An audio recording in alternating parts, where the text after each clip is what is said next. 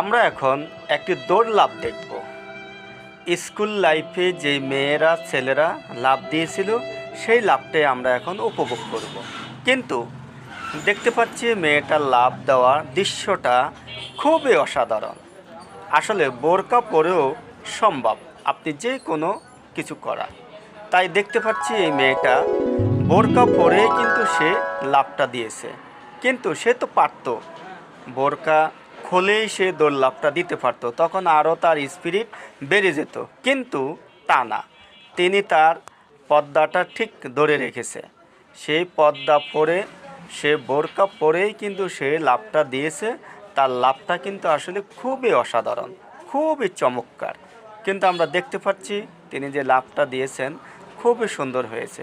তো সবাই দেখুন, সবাই দেখার জন্যই ভিডিওটা করেছি। তো সবাইকে দেখার সুযোগ করে দিন এই ভিডিওটা।